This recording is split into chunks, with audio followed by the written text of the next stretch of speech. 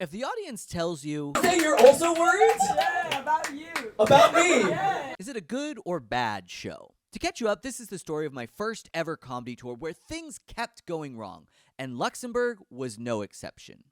I woke up in Zurich, so exhausted that I didn't even realize I had gained an hour of sleep with daylight savings. I walked to the train obsessing about the travel I had ahead of me. I had scheduled myself an 8-hour bus from Zurich to Luxembourg. Then I had 5 hours in Luxembourg to do my show, followed by an overnight 16-hour bus ride back home to Berlin. For those of you that are as bad at math as me, that's 24 hours on a bus in about a 30-hour window. And to top it all off, I was coming off the 2 worst nights of the tour. I had a productive 8 hours on the bus before being dropped off in a parking lot in Luxembourg. I couldn't figure out how to pay for the public bus into the city because, as I discovered later, Luxembourg is so rich the public transport is free. So I walked into the city, and I have to say, once I got past the sad outskirts, it was one of the most magical cities I had been to. The old city on the hill, the bridges and streets, to my American eye, felt like I was in a fairy tale. My directions took me down a big hill to the venue, which was a cute little bar, where I was able to enjoy a free meal and leave my bags before going to explore the city, including, yes, the free city elevator. I teamed up with Luxembourg Comedy to produce my show, and they had done an excellent job and sold it out. It was a packed, dark basement room, perfect for stand-up comedy.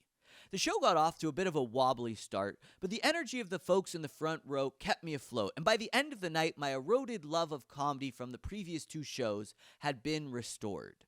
The show was interesting. I had perceived it as being really good, but in rewatching the show, I struggled more than I realized. It didn't help that my audio recorder in the back caught the opener asking, "Where are the jokes?" Ironic coming from someone who did 0 material. But also, I learned an important lesson that reaffirmed why this tour was important. In Berlin, I could make jokes about doing drugs to Cheers all night.